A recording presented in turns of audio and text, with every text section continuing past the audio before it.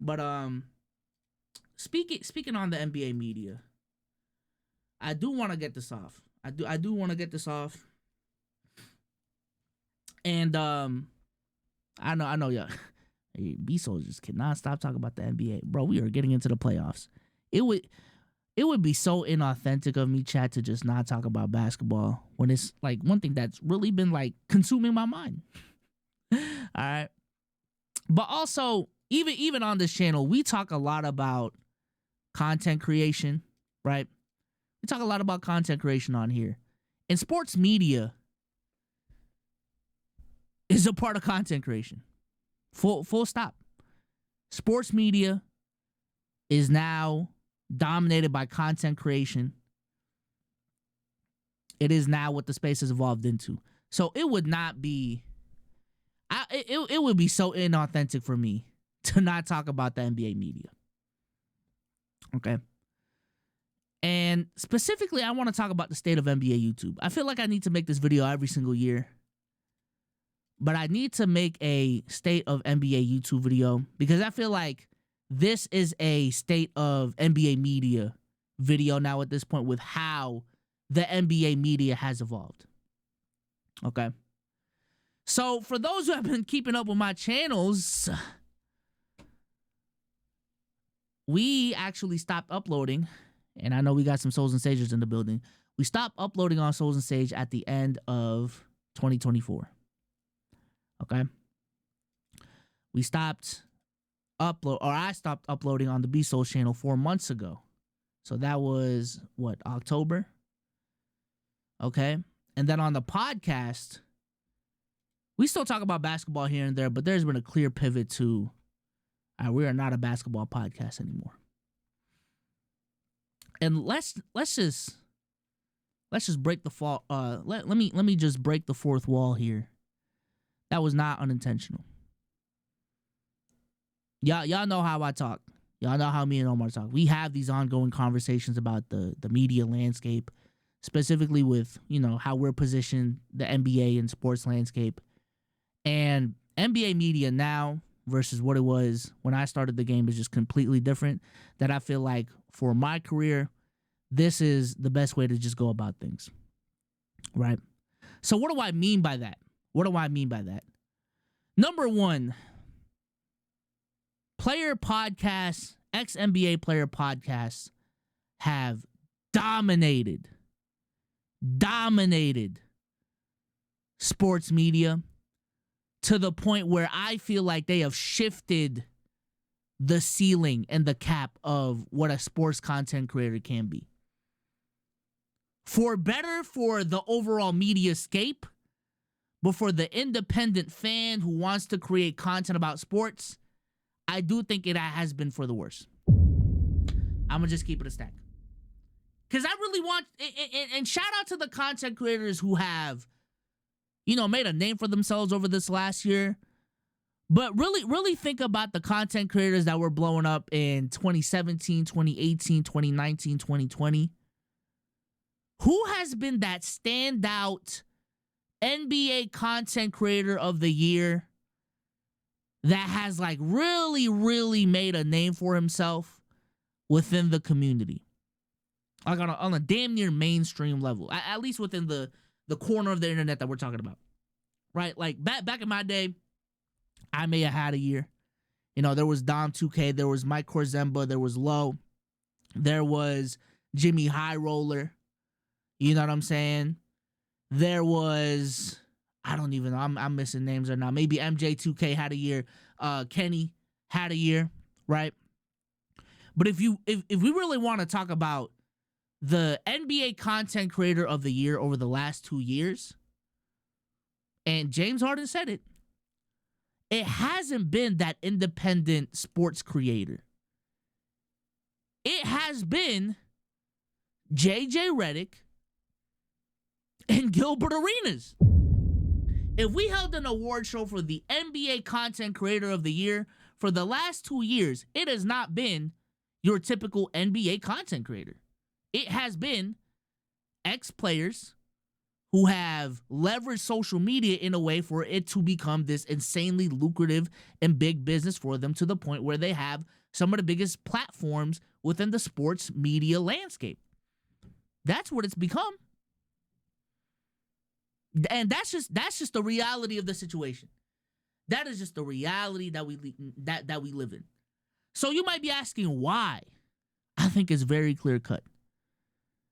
I think specifically when it comes to analyzing the NBA, analyzing sports, there is this natural gatekeeping that goes on from a authority perspective. And what I mean by that is, let's keep it a stack. Perception matters, okay? Let's be real. Who would you rather get your basketball takes from? Who would you rather get your basketball opinions from? The motherfucker who is on Basketball Reference, watching TV, watching games all day, or the guy that was actually in the league, was in the trenches, was in the locker rooms, played the game at the highest level? For the casual, let's just keep it a stack. They're going to trust JJ Redick and Gilbert Arenas.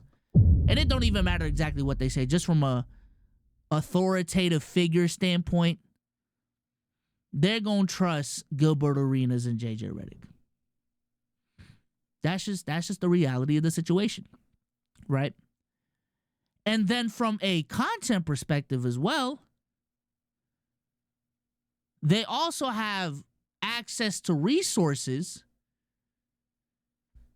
that us regular Joe Schmoes just do not have. We're talking about former millionaires, not even former, current millionaires, having a level of capital that I did not have starting my YouTube channel. Gilbert Arenas getting into the game with a whole fucking production staff. JJ Redick with a whole production crew that he's probably paying out of his pocket, but he's getting insane quality off of it. 5 SM7Bs in the room, 3 cameras, an editor, a thumbnail guy. To the point where all they really got to worry about is sitting in front of the camera and actually talking about basketball. Never had to learn how to edit, never had to learn how to make a thumbnail, never had to learn the algorithm, all these different things. So from a resource perspective, they got us cooked. They got us cooked. And then from a networking perspective, they got us cooked too. Bro, Gil still got ties to Adidas. Know what I'm saying? He can't. Oh, Nick, you trying to hop on this playback stream? And I'm talking about Nick Young, by the way. Sure. You're my friend. Let's do it. Yo, can we get we're at All-Star Weekend. Can we get all the smoke to come through? You know, me and Matt Barnes go way back. How the fuck am I supposed to get those connections? So from a connection standpoint, like from a podcasting lens, the guests and the collaborations they can pull off, I just can't. I'm sorry. It's going. I'm gonna have to work 10 times as much as they do to get those type of collaborations. You know? And that's just the reality of the situation, is that it felt like the ceiling was being met. That's just the harsh truth of how I felt like it was being in the NBA community. You know, I would even say, like, I am a person who had, first player advantage, being early to the game as much as I've been, But it felt like the ceiling was being met, and it was time to pivot to something else that probably had higher potential for me to succeed in. Like, that's just ultimately what it was. But also from a personal perspective, I just wasn't enjoying what it meant to be in the NBA space as an NBA YouTuber and what the space was becoming. And maybe I was a part of the problem as well. But the space just became so nerdy. I don't know how else to put it, bro. Like, it did not become this thing of just talking about basketball. It became this thing of trying to be the smartest in the room. And that's not why I wanted to make NBA content in the first place. It became like this. It's kind of like fucking a software update. Like, you got to keep up with terminology every single year. And if you don't know the terminology, now you don't know ball. Motherfuckers saying words that they didn't say 3-4 years ago. I made a tweet about this, bro. Y'all were not saying D-cell 3 years ago. Like, Chad, let's keep it a stack, bro. Motherfuckers were not saying, oh, look at that D-cell 4 years ago. Y'all weren't saying that, bro. Y'all learned about point of attack defender 2 years ago. Vertical spacer. Table setter. Like, what are... It didn't become fun, bro. I'ma just keep it a stack. The space did not become fun, you know, and in combination with it being my full-time job, it felt like talking about basketball was an obligation. It felt like talking about basketball was an obligation to me, and it took the joy out of watching the game. I'ma just keep it a stack. Watching the game at some point felt as if it was homework. Watching the game felt as if it was an obligation. And if I missed the game, I didn't know ball. You know? And that's why, thankfully, to my position at Playback, to how things are going in my life, I had the privilege to step away from the game. I had the privilege to not upload every single day. I had the privilege to start this channel up and be experimental with it. Kind of similar to how the privilege I had when I pivoted Soul Sensation what it was. Is because of things that I had outside of YouTube, I was able to actually become the creator that I wanted to because I wasn't doing things out of obligation. So now, I'm talking about basketball when I want to. Pressure's off. You know what I'm saying? I can afford to not upload on this channel. And I'm chilling. I can afford to take a step back from Souls and Sage. And I'm chilling. And I'm going to keep it a stack. The NBA, to me personally, has never been as fun as it has been this year compared to other years, which is unfortunate because I feel like the word of the year in the NBA space has been bitching. There's been a lot of bitching going on in the NBA space. But for me, this is the most fun I've ever had just watching the game. Because there isn't this pressure of like, I gotta know my shit. You know what I'm saying? Like if I have a bad take, fuck it, it's my take. Like I don't really give a fuck. And I've personally made basketball fun again. But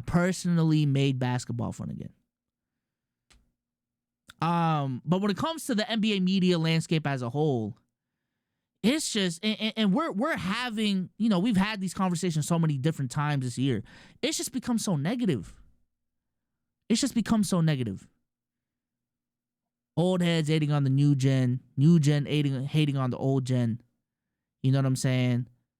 We're bitching about every single aspect of the sport, from how it's played to the presentation to like all these different things. It's just become such a negative space. And I really do think nostalgia plays a part in this because of the fact that we just want to make it seem like the 2000s and the 90s were so fucking perfect. And I'm going to bring up this example every single time I fucking talk about this specific thing. Me and Lo watched the 2000s All-Star game at All-Star Weekend live in person. The level of effort that they had in the 2000 All-Star game to the level of effort that they have now at the last All-Star game is damn near the same. The problem was the presentation and the ads and all that shit, but from an effort perspective, it was there. But what was the conversation after the fact? The reason why the All-Star game is like this is because the NBA players aren't trying. That wasn't the problem this year. That wasn't. So why is that the talking point? LeBron, He's taking up all the space in the pictures. Kobe was injured 1 year. He fucking showed up for the pictures, but he wasn't center. Like, what are we doing? What are we doing? So I really do want to shout out Kenny in this regard, because he sees this problem and he's about that action. And I wish there were more basketball voices like this, because me and KB, you can just tell that he loves this game. He loves the sport to the point where he has made a whole brand, right? A successful brand that is all about celebrating the game and, in the name, enjoying basketball for the enjoyers of the game. Because there is so much negativity in the space. There is so much bitching in the space. Someone got to make content doing positive shit. Someone got to do it. And it's tough because, listen, I've been on the other side of it, and it's just the reality of the situation. It may be a case of don't hate the player, hate the game, bro. Y'all like the negativity. Y'all like the negativity. Y'all don't want to hear about the Utah Jazz. Y'all just don't. Sorry. Y'all just don't care about the Utah Jazz. Y'all really don't care about fucking, I don't know. Like, if I made a Brooklyn Nets video tomorrow, y'all really wouldn't care about it. And especially if it was positive, y'all would just say it's glaze. You know what I'm saying? So, you know, people want to see the hot takes. They want to see motherfuckers get angry. They want to see motherfuckers get animated. And maybe that is a case of don't hate the player, hate the game. So that's just the tough thing about the NBA media nowadays, is who do you actually blame for it? Because I've definitely been involved with, you know, media companies in the sports realm this year, and I'm gonna just keep it a stack. They respond to viewership. They respond to what gets views, and y'all love to hate. So we gonna lean to the hate. We gonna lean into the hate because we got bills to pay. You know what I'm saying? We got bills to pay. But yeah, that's just my lens. And also JJ Redick has been gone from the NBA media game for a year now, and I just find it interesting that his voice has been yet to be replaced. His JJ Redick's voice has been yet to be replaced. I don't know if it's an intentional thing where these media outlets are just not looking for a voice like that, or he truly is a one of one and it just says more about the state of, you know, how people talk about the game. But the fact that there hasn't been a former NBA player that comes into the media space where their whole content is about the true X's and O's of the game, not the narrative bullshit, not none of that, the X's and O's of the game, when the content is extremely positive and in most cases celebrating the game. The fact that no one has filled that space is very, very interesting to me. Because there's clearly a need for it. There's clearly a want for it. You know what I'm saying?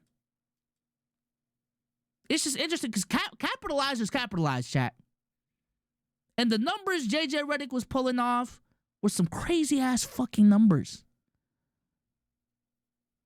So there clearly is a appetite for the content and the things that JJ Redick stood for. But the fact that no one has replaced him, I think that's for a year. It's been a year. It's crazy. No one can break the game down like JJ?